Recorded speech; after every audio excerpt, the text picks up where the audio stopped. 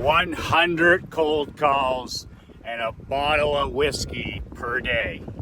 Michael McLean, BrassBallsVideos.com. I am an ex-professional hockey coach, ex-amateur championship hockey coach and team owner. You can download a free copy of my brand new book below, 5 Ways to Unfuck Your Life in the Next 30 Days. It's my complimentary gift to you. BrassBallsVideos.com. The complimentary free link is below. So I have a story today that I've never really ever shared publicly before, but it certainly reminds me of being humbled in my younger days when I was in my late, or actually early 30s. I purchased my first junior amateur hockey club franchise. I had been recently fired in minor professional hockey. I had returned home to lick my wounds and decide, what's going to be my next move on my way to the National Hockey League. And an opportunity came up in a community within half an hour of where my parents lived and where I grew up. And I looked at it, a junior hockey franchise had come up for sale, a historic junior A franchise. And if I purchased it, I would be the owner, I would be the marketing director, I would be the general manager, I would be the head coach, I would be the chief bottle washer, I would be it all, jack of all trades. So to make a short story long, over some negotiation, I eventually purchased the franchise, and I purchased the franchise for $50,000. This is going back 25 years ago. And man, oh man, when I made that purchase, I thought I was the next coming of Jerry Jones, the owner of the Dallas Cowboys. I mean, this was the ultimate dream. This would, to me, was as good as minor pro hockey. This was as good as any situation that I could be in. First of all, I was going to be my own boss. Second of all, I wasn't going to be fired because the owner, Yours Relentless, would always support the coach. And I was in complete control of my entire franchise. And I'll never forget the advice that my dad gave me at the time, because I walked into his office the day that I sealed the deal. I paid the 50 grand, and all of a sudden I'm the owner of the Smith Falls Bears Junior A Hockey Club. They had 100 years of history. The team was struggling off the ice. They had low attendance. They were on the emergency operating table, as Warren Buffett would say. I got them for a fair price, and I was going to rebuild them just like Jerry and Jimmy Johnson rebuilt the Dallas Cowboys. I was going to take this franchise from the outhouse to the penthouse, and I was going to do it faster than anybody else had predicted. So I walk into my dad's office, and my dad is running the insurance agency, and I walk in there and I'm pretty proud, and I'm telling him that I'm going to do this and I'm going to win this championship, and we're going to be first in attendance, and I'm going to sell out every game, and we're going to set records and all this kind of stuff.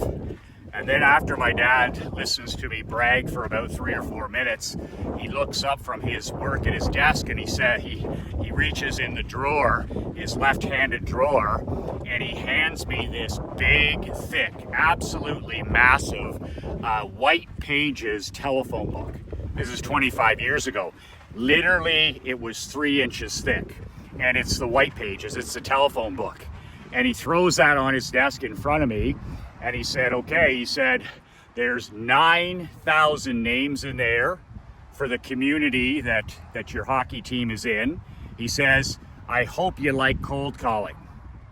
And I'll never forget, I said, what do you mean? And he said, if you're going to do all these things that you say you're going to do, that you're going to set attendance records, you're going to set records with season tickets, with corporate sales, you're going to sell out every game.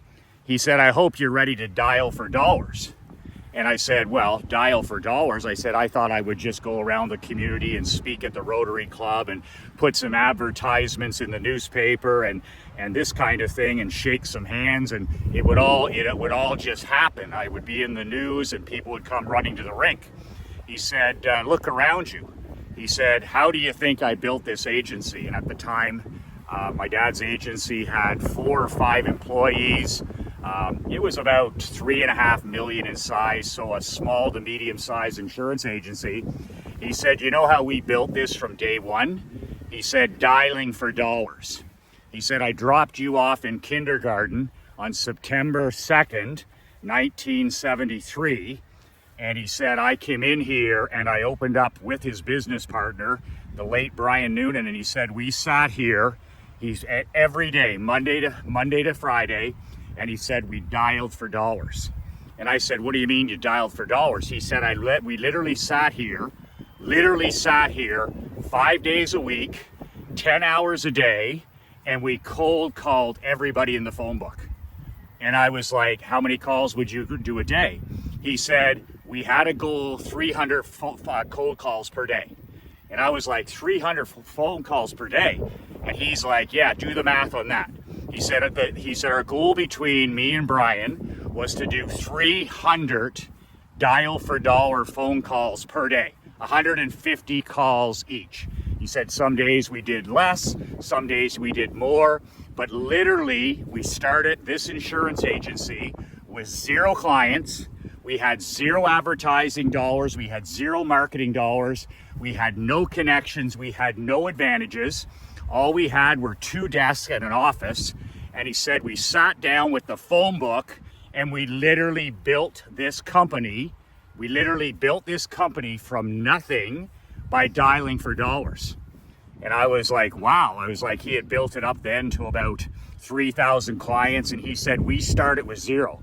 And he said those first couple years, if we weren't servicing a client, if we weren't helping an existing client on the phone or at the counter, he said we were on the phone. Our goal was to make a cold call every 5 minutes.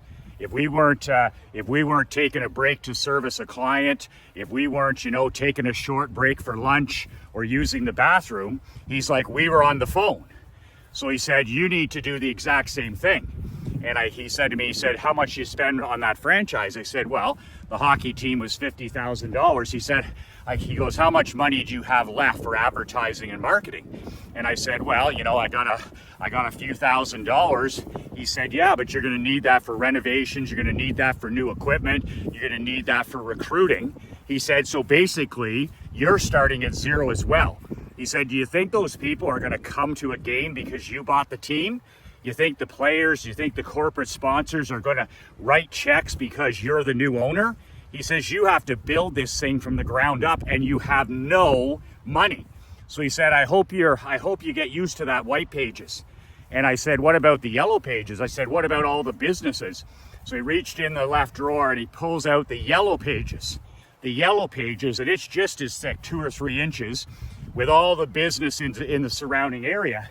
He goes, that'll be the second part of your summer. And I was like, are you kidding me? He said, if you're not making 100 phone calls a day over the next 3 months, he says, you're already behind. You have 3 months. You have 3 months until the season starts. This team has no fans. This team has no following. This team has no season tickets. This franchise has no corporate partners, no corporate sponsors, no game sponsors. He said, so you better get dialing for dollars. And that was the end of his message. And I'll never forget walking out of his office, and it was like somebody had hit me upside the head with a 2x4. I was all excited about putting on my new suit and standing behind the bench on opening night and being the coach and being the owner and putting on a big show before with the fireworks and the pyrotechnics and all this other stuff. Being out running practices and being in the weight room with the players, all the sexy stuff. And then my dad just looked at me and said, listen, you have 3 months to make this a profitable venture or you're screwed. So I'll never forget, I went up into the office and there was one telephone on the desk. And this tiny little office, there was no window, and these were the summer months. I had June, July, and August to dial for dollars, to sell season tickets, to sell game sponsorships, to sell as much corporate sponsorship as I could, rink boards, ice logos, banners. If it was nailed down, I needed to get a sponsor. And I remember going up there the first day and I had a little timer, a little battery operated timer.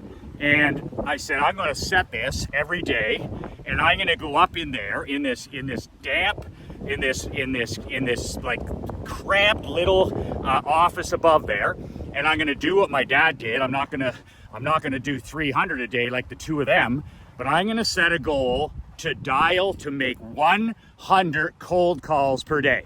So start with the A's in the white pages and just dial. I want to make a phone call every 5 minutes, every 10 minutes. I'm not sure how long it's going to take. So I literally started the next day. I remember I'd get up in the morning and I'd go for my walk. I'd get showered. I'd put on, my golf shirt and shorts, and I would drive to the arena. I'd go upstairs into the tiny office. Nobody even knew I was there.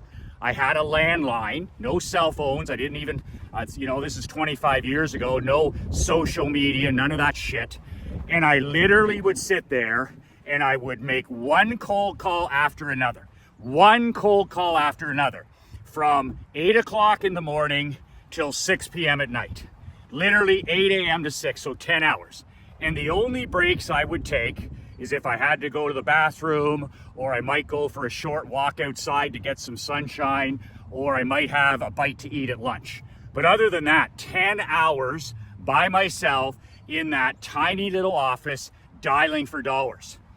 And it was probably the most valuable thing I've ever done in my young entrepreneurial life. It was like, there's never, in all the guys that I've worked with, all the high performance men and women that I've worked with, whether they're multimillionaires, whether they're athletes, whether they're small business owners, I don't know one single high performance person that doesn't have a background in sales as a young person. And when I say sales, I'm not talking about sales today, hiding behind technology. I'm talking about belly to belly, toe to toe, eye to eye sales. And I got started early. I got started early at age 12.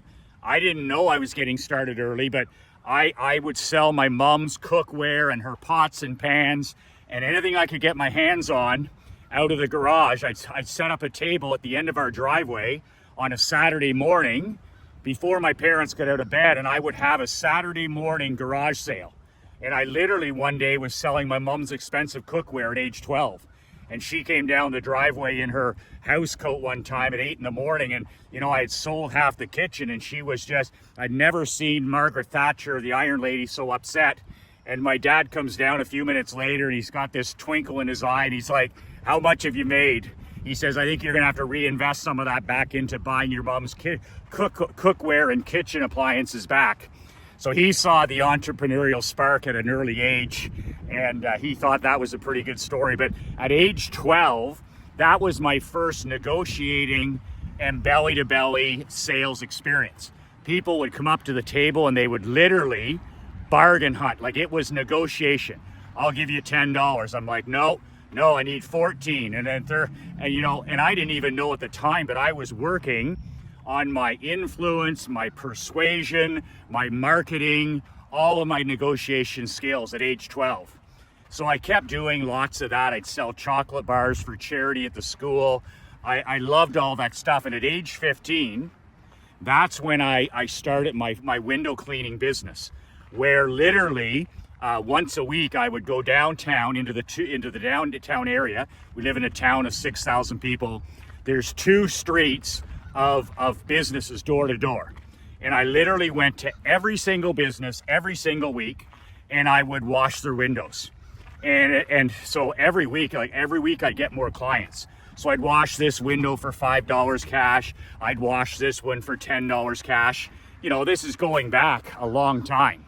And at the end of the day, I built that business up to over $1,000 a week, $4,000, $5,000 per month. I had two of my buddies at high school who did all the cleaning. They did all the squeegeeing, they did all that stuff. And I would just walk into the business and collect the money. Walk into the business and collect the money. And then for any of the businesses that weren't my regular weekly client, every week I would go in and ask again. Every damn week. My dad said, go in and ask again, go in and ask again. See if they'll do monthly and upsells and downsells. So I would walk in to a restaurant that wasn't my client. I'd walk in and say, do you want your windows to be sparkling clean like your neighbor? Would you like your front to be sparkling clean like your competitor? And these guys would eventually say, how much? And I'd say, listen, I can do it for $10 a week, or I can do it for $5 a week per month. In other words, $20 for the month. So by the end of it, I'd eventually have all these guys saying yes. And week after week, it was like $800, then $900, then $1,000, then $1,100. Are you kidding me? This was way back in high school, $1,100 cash. And then I'd give my two buddies who wanted some work, I'd give them each $25 a week, and they were happy as pigs in shit. And I would just take the rest of it and bank it all. And all my expenses were one of those little carbon pads where I'd write the date and $5 or write the date and $10, and then I'd hand it to them. The only other expenses I had were vinegar, water, squeegees, some towels, some cloths, and some antifreeze in the winter, because I would wash windows all Canadian winter. I don't give a shit whether it was -20. I would show up because I would have antifreeze in the water, which made these guys even, they were even more impressed. And here I am making their windows sparkling every week in January and February and March. Eventually I sold the business and went off to the tennis academy. But that again was belly to belly, toe to toe, eye to eye sales. And admittedly, it wasn't that hard. I had my script down. I had my shtick down. I'd walk in. I knew how to close them. I knew how to downsell them. I knew how to upsell them. And it wasn't long until I had almost every business on the two downtown streets. So this cold calling was a new experience for me. So when I bought the hockey club, I remember that first couple of days where I made, I'm making 200 phone calls in the first couple days, 2 to 3 days. And I got to tell you, I had this script that I memorized. I built this phone script, and I went home and I practiced it 100 times in front of the mirror, 100 times in the mirror out loud until I didn't need to read it anymore. And then I would set my timer for 1 hour, and I started making cold calls. And I would call the person, I'd talk about the team, and then I'd talk about, the season ticket packages that I'm offering. I went from the angle, what's in it for them. I would talk about, what it's family entertainment, it's affordable family entertainment. I had all the benefits, I had all of the stuff. And even though I thought I was pretty good on the phone, I was bad. I was batting 1%. 1%. So for every 100 phone calls, for every 100 phone calls that I would make in a day, I might sell 1 or 2 people. Think about that, 1 or 2 people. And that's 98%, 99% rejection. You've got to develop pretty thick skin.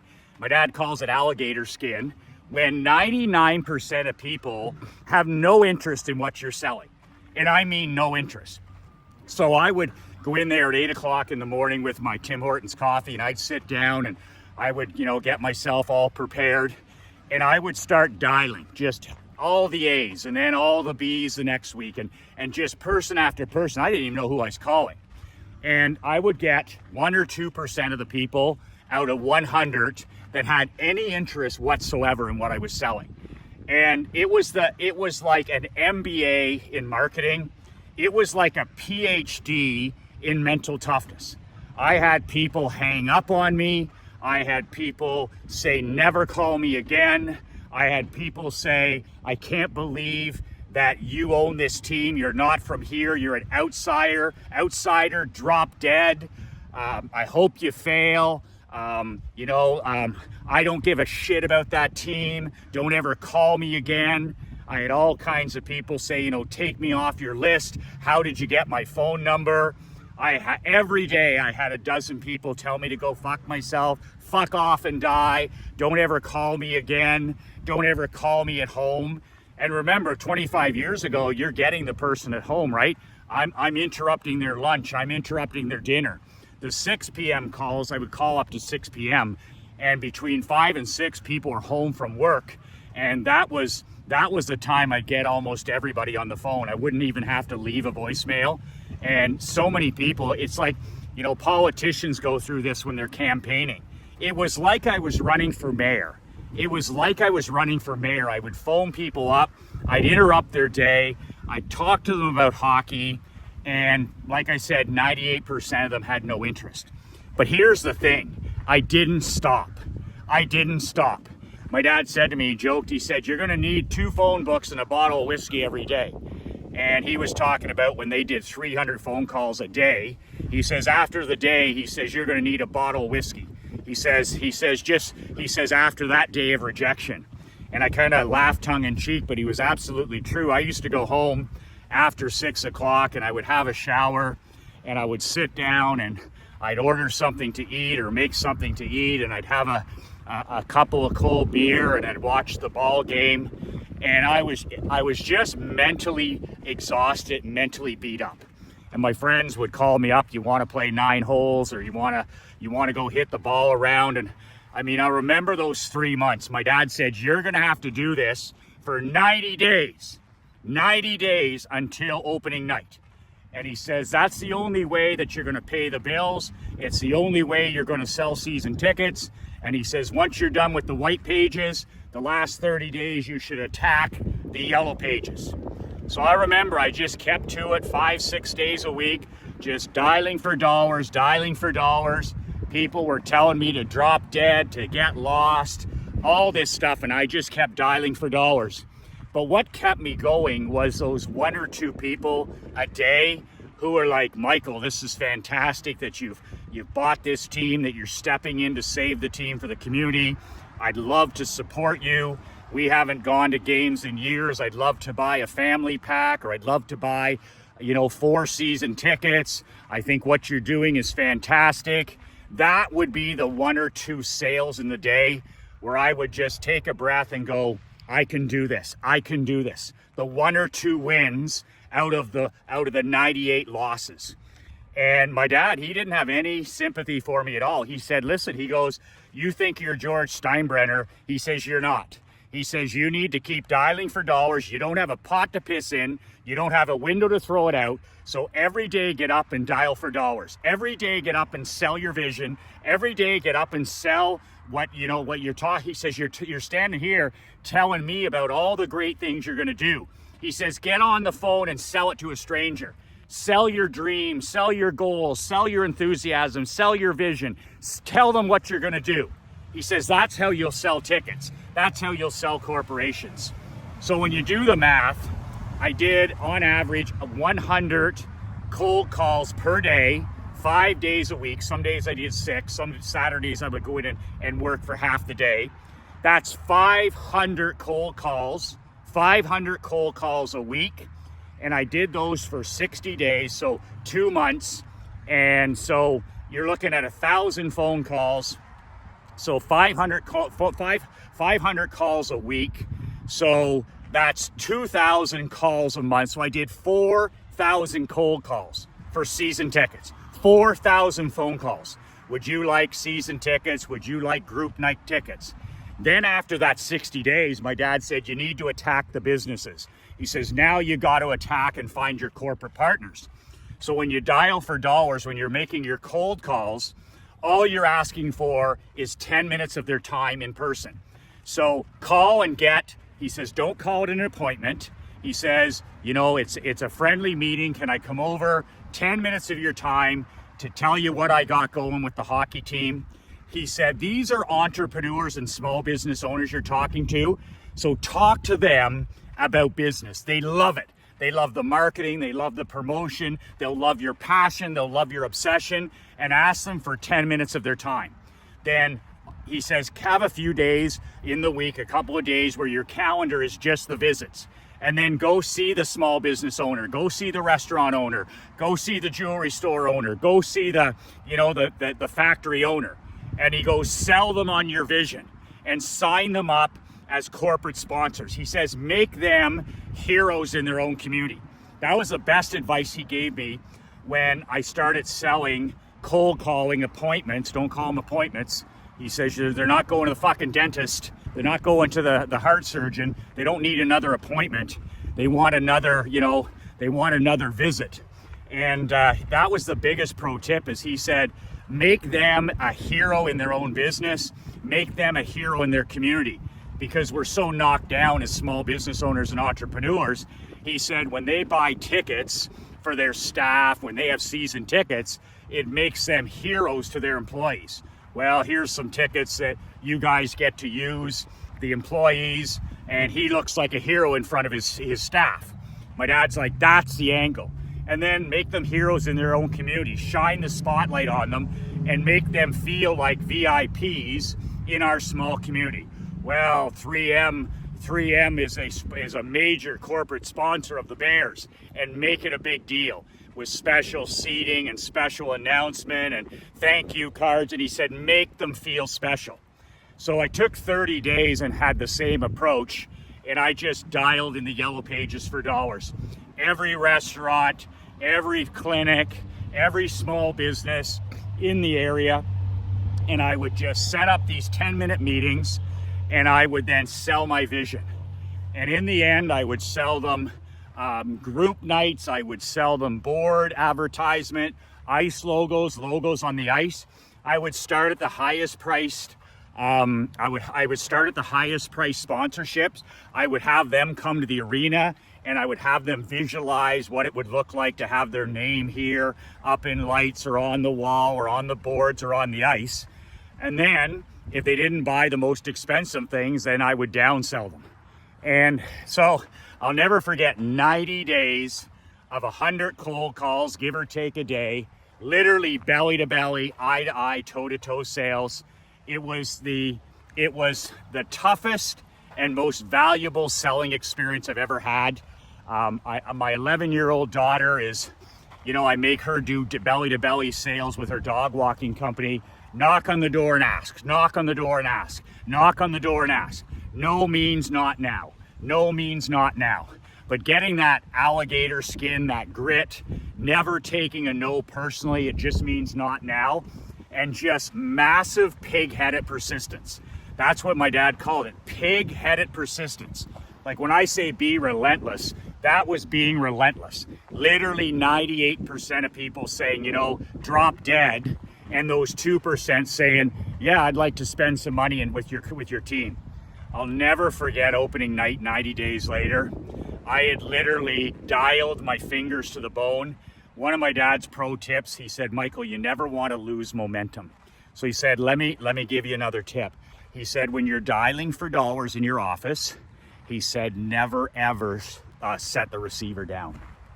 And I said, never set the receiver down. He says, no, unless you're going for a piss, he says, or you're going to stop for a break. He goes, you don't need any breaks. Never set the receiver down. He said, just dial if somebody buys or doesn't buy. He says, put it down and dial again. He says, don't ever set the earpiece receiver down. He says, don't break your pattern. Don't break momentum. Just dial for dollars. Next, dial for dollars. Next, dial for dollars. The receiver never gets put down. It's never defeat. He said, put it down at lunch. Put it down at 6 p.m., but keep it going. Dial for dollars. Dial for dollars. Nothing can stop you. Pig-headed determination. Okay, guy tells you to fuck off. Next. Guy tells you to drop dead. Next. Guy tells you to lose his number. Next. And then you get the win. Next. Dial for dollars. Never put the receiver down. Just keep dialing. Hang up, dial again. Hang up, dial again. So I did this for 90 days, and one of the proudest accomplishments in my life, because it was so damn hard, because it was belly to belly, toe to toe, because it was cold call, because it was old school, because it was the most rudimentary thing I'd ever done in my life. Literally, I looked out there on the opening night, and the rink would hold 2,000 people. And I brought the Hanson brothers in from the movie Slapshot, the three Hanson brothers, and we sold 2,200 tickets. So we had 2,000 people, which was a sellout in the small town. They averaged 70 to 80 people the year before. I sold all 2,000 seats, and I sold 200 seats around the railing at the top. So general admission. I had all 44 games sponsored corporately, which means one company would be the title sponsor of that home game, and they would give me $1,000 for that. That would cover our expenses. I sold something like 31 rink boards, like all the way around. I sold those rink boards for $1,000 a piece. I sold 8 ice logos to Subway, to McDonald's. Nike sponsored my vehicle. They put the swoosh on the outside. I had Subway sponsor all of the team's meals. They would make 30 subs to take on the bus when we would be away game. I had jersey sponsors. I had helmet sponsors. Everything was sponsored. And everybody's like, wow, must be nice to be able to have your contacts and your dad's influence and stuff. And I was like, yeah, sure was. They never saw me up in that cave. They never saw me the whole summer sitting up there in the windowless office. Like my dad said, they'll never see you coming. He said, if you go up there for 90 days and you dial for dollars, if you dial for dollars for 3 months, he said, they'll never see you coming. Every game that year was almost sold out. I'll never forget, when I bought the team, I said, how many season ticket holders do you have? They said, well, we have 34. Mums and dads only, basically. Grandma, grandpa from the players, grandma and grandpa. And we averaged 1,440 that year. I'll never forget that. So our average game attendance went from, 100 people at a game to 1,440. And I sold 600 and some season tickets for the whole season, 600. And they had like 38 or 32 the year before. And I was able to bring in tens of thousands of corporate sponsorship. And the team made a profit its very first year. And I was able to get my $50,000 investment back in the second year. But all of that's irrelevant to the fact that, it was a PhD in winning. It was a PhD in what it really takes. It was a PhD in 100 cold calls a day and a bottle of whiskey. It was that difficult. And, I don't share that story very often because people don't want to hear that nowadays. They're like, give me the hack, or give me the cheat sheet, or give me the magic beans. And I'm like, the magic beans for me were 100 grizzly cold calls and a bottle of whiskey. And it was brutal some days. There were some days where I woke up on a Thursday or Wednesday and I was just like, what the hell am I doing? And then I'd go out and I'd do my walk and I'd say, opening night, I'm going to shock the world.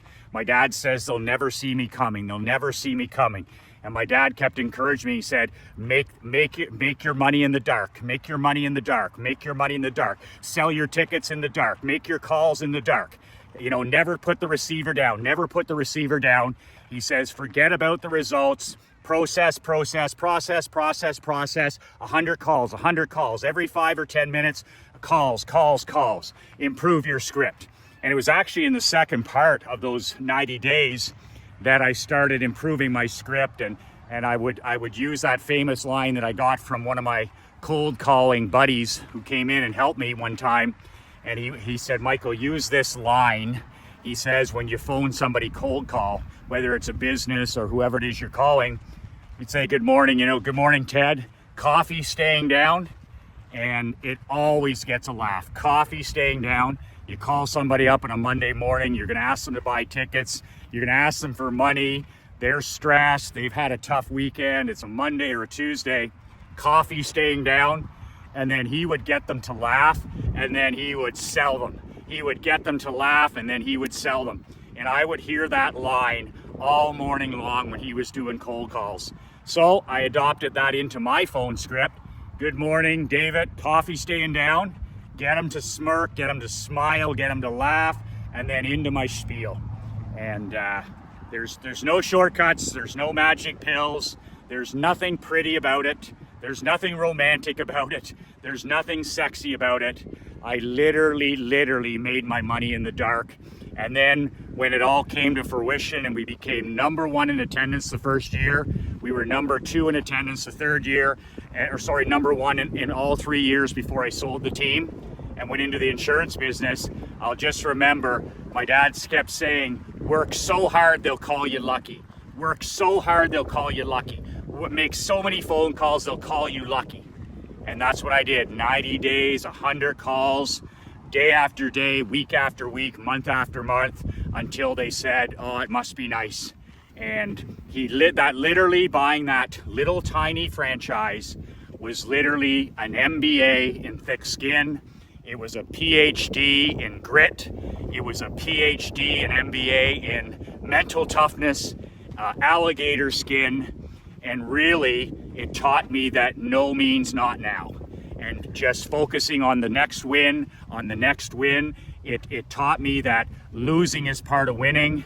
It taught me that there's winning and there's learning. There's winning and there's learning.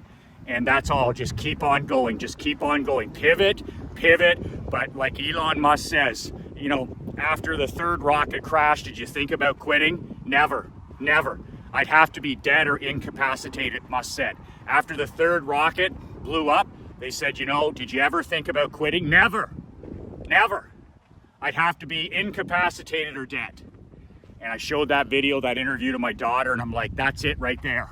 That's the pig-headed, relentless determination that'll separate you from everybody else in today's world. It's never been easier. It's never been simpler. If you're even a part-time badass, you're gonna run over your competition. Don't tell me there's competition. You imagine somebody sitting in a tiny office and doing 100 cold calls now? Are you kidding me? You'd be #1 in whatever it is within months. Your business would be top within a year.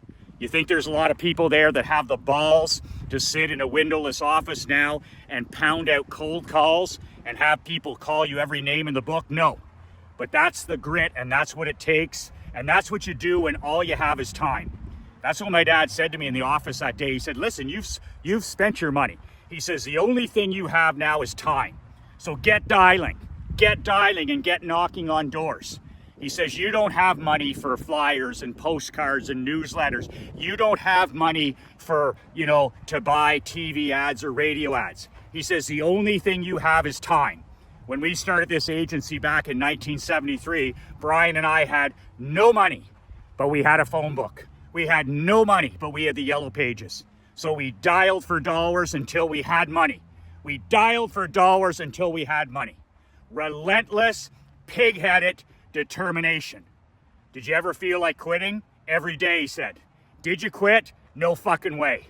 No fucking way. I got a family to feed. I got a wife to support. No fucking way. That's the pig-headed, alligator skin, relentless determination it takes. And if you even have a speck of that, if your kids even have a speck of that in 2024, they will run over their competition. There is no competition. Get them selling. Make sure that selling is a positive word in your home. Get them toe to toe, belly to belly, eye to eye, and they'll run over their competition. Make them ask for things. Make them demand standards. Make them sell, and make them fall in love with selling. Make them fall in love with the failure. Make them fall in love with the winning, and build that relentless, pig-headed determination in them. And no matter what they decide to do, they're going to be at the top. In today's world, you have any of that stuff, you're going to run over your competition, even if you're only a part-time badass. You can download a copy of my book below, 5 Ways to Unfuck Your Life. When you put in your email, I'll send you a digital copy of the book within 5 minutes. I appreciate your comments. I appreciate you sharing this, paying it forward. It takes me 3 hours to do these videos. All I'm asking you for is 30 seconds. I'll put in 3 hours of my heart and soul. If you give me 30 seconds of your time to forward these, to share these, to like these, to comment on these, it helps us help more elite men. It helps us help more elite men. Be part of the brotherhood. I'll do the 3 hours. I'm just asking you to do the 30 seconds and pay the tax and pay it forward and help your brothers. 2 words that changed my life, 2 words that'll change yours. Be relentless.